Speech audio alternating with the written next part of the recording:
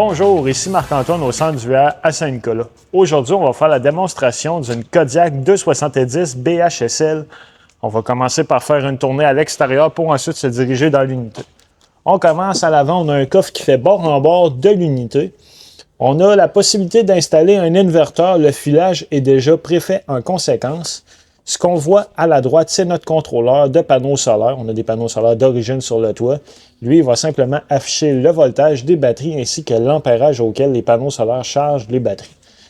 On peut l'activer et le fermer. Puis on a les interrupteurs pour l'éclairage autant du coffre que sous la roulotte à l'avant. Ce qu'on voit ici, c'est les barres de dépannage. Donc si on n'a plus d'électricité et qu'on veut abaisser ou remonter les pattes stabilisatrices, on va pouvoir le faire manuellement avec les barres. L'interrupteur pour abaisser les pattes en avant. On en a un second à l'arrière pour baisser ceux de l'arrière. Ici, c'est l'emplacement pour remplir notre réservoir d'eau fraîche. Donc lorsqu'on veut marcher en mode autonomie, on n'aura pas accès à l'eau. On remplit notre réservoir et en activant la pompe à l'eau de l'intérieur, on va avoir de l'eau dans notre robinetterie. Et en dessous, la valve blanche qu'on voit là, c'est pour vider ce réservoir. Un support mural pour accrocher la télévision dehors. On a la prise 120 volts juste ici qui va fonctionner lorsque la roulotte est branchée et une prise coaxiale pour la télévision. La sortie de la fournaise qui fonctionne au propane. Et en haut, on voit la trappe pour la hotte de la cuisinière. Elle, il y a une barrure, donc on doit s'assurer qu'elle est bien débarrée lorsqu'on veut se servir de celle-ci.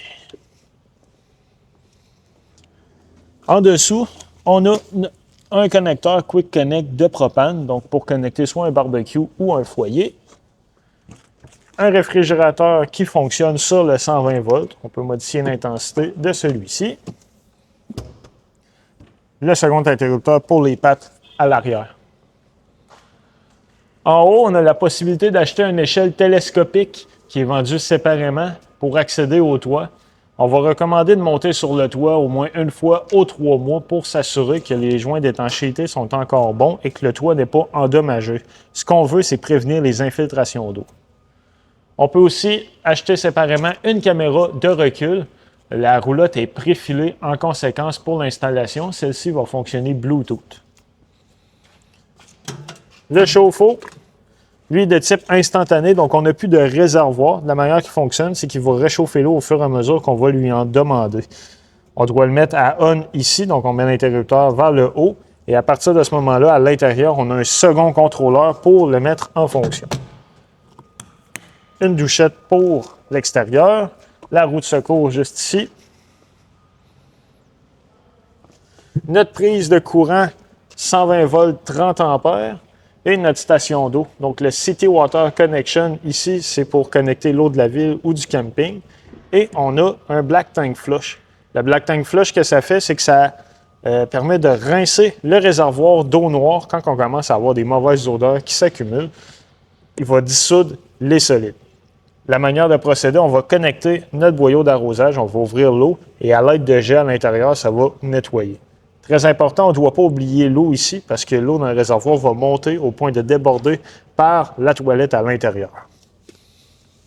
Notre système d'égout, on vient connecter notre tuyau juste ici. On va toujours ouvrir la valve noire en premier qui est l'eau de la toilette. Quand ça va être vide, après ça, on va ouvrir la valve grise, qui est l'eau des éviers et de la douche. Ça va effectuer un rinçage de notre tuyauterie. Quand c'est fait, on referme les valves et on remet notre couvert.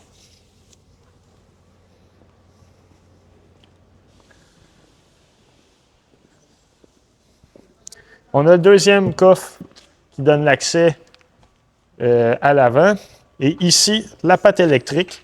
Donc, on a un interrupteur pour activer la lumière, monter et descendre. L'emplacement pour les deux réservoirs de 20 livres de propane. L'emplacement pour mettre le coffre des batteries. On peut mettre une ou deux batteries 12 volts. Et le coupe-circuit principal qui est ici. Donc, lui, ce qu'il va faire, c'est qu'il va couper complètement le courant en 12 volts. Donc, lorsqu'on remise la roulotte, on va le fermer. Et lorsqu'on va s'en servir, on va la mettre à on. Maintenant, on va aller dans la roulotte. À l'entrée à gauche, notre panneau des breakers principal. Donc, lui, ici, la partie qui gère le 120 volts. Et à droite, la partie qui gère le 12 volts avec les fusibles. Quand il y en a une qui va être défectueuse, il y a une lumière rouge qui va allumer à côté de celle-ci. Ce qu'on voit là, c'est notre détecteur de monoxyde de carbone. Notre évier avec l'eau chaude et l'eau froide. On a une station électrique dans la cuisine, donc le 120 volts USB, USB-C. Et lorsqu'on le rétracte, la partie sur le dessus ici a le chargeur à induction. On a un éclairage sous les armoires. Notre hotte de la cuisinière, donc, fonctionne pour décoller le fan et l'éclairage. Un micro-ondes qui fonctionne sur le 120 volts conventionnel comme on a à la maison. Et une cuisinière qui fonctionne au propane. Donc, elle, lorsqu'on veut la mettre en fonction, on va simplement ouvrir les gaz et effectuer l'étincelle. L'éclairage avec, on a du rangement en dessous. Le réfrigérateur, lui, fonctionne sur le 12 volts. Donc, on peut modifier l'intensité de celui-ci. Et le congélateur en haut.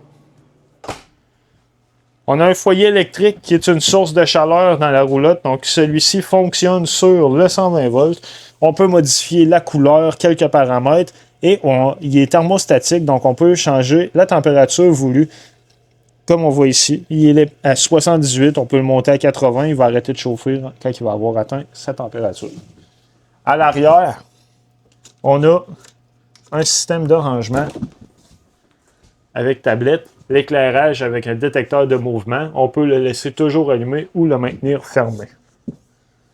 La télévision, elle, lorsqu'on va la transporter, on va s'assurer de la barrer. Et à l'arrière, on a accès aux différentes connexions. Donc, on a la prise pour le connecter à l'antenne et prise 120 volts. On a une antenne sur le toit qui va permettre de capter les postes digitaux. La manière de procéder, c'est qu'on va aller dans les paramètres de la télévision, aller dans la section Channel et effectuer un Channel Scan. Lui, il va détecter s'il y a des postes de disponibles. Un exemple au centre du verre, on va capter 3 à 4 pouces différents. Cette étape-là est à refaire dès qu'on va changer de site ou d'emplacement, et ça pour chaque télévision. Particularité sur la Connex, il y a une barre de son intégrée qui joue le son de la TV, mais on peut connecter notre téléphone directement pour faire jouer la musique ici. Maintenant, les bunk beds, on a des lumières qu'on peut ouvrir et fermer manuellement avec des prises USB. La salle de bain, on a une pédale pour flusher au pied. On a une douche avec l'eau chaude, l'eau froide. Une ventilation plafond qu'on peut ouvrir manuellement avec la poignée. Et on a l'interrupteur pour décoller le fan. L'évier, lui, on a l'eau chaude et l'eau froide. Puis on a une prise 120 volts avec un breaker intégré. Donc si jamais on n'a pas de courant dans nos prises, c'est un des premiers endroits à aller voir, s'assurer que le bouton est bien enclenché. Notre thermostat principal pour gérer l'air climatisé et le système de chauffage au propane. En maintenant le bouton Power, on va pouvoir venir sélectionner est-ce qu'on veut climatiser ou chauffer ou simplement faire marcher le fan. Quand on a terminé, on maintient le bouton pour le fermer complètement. Avec les flèches, on va pouvoir ajuster la température voulue. Ici, dans le salon, on a un fauteuil qu'on peut convertir en divan-lit, tout simplement en faisant cette manœuvre. On a l'éclairage qu'on peut ouvrir et fermer manuellement. Dans la dinette, on peut convertir celle-ci en lit. Ce qu'on va faire, c'est simplement lever la table, retirer les pattes et venir appuyer la table de chaque côté sur les appuis noirs. Repositionner les coussins pour avoir un lit supplémentaire. Maintenant, dans la chambre, on a une ventilation au plafond qu'on peut ouvrir manuellement, comme ça ici. L'éclairage sous les cabinets. On va avoir au fond là-bas une prise 120 volts avec un breaker aussi intégré, donc un autre endroit à aller voir pour s'assurer que le bouton est bien enclenché. On a du rangement aussi qui se trouve sous le lit.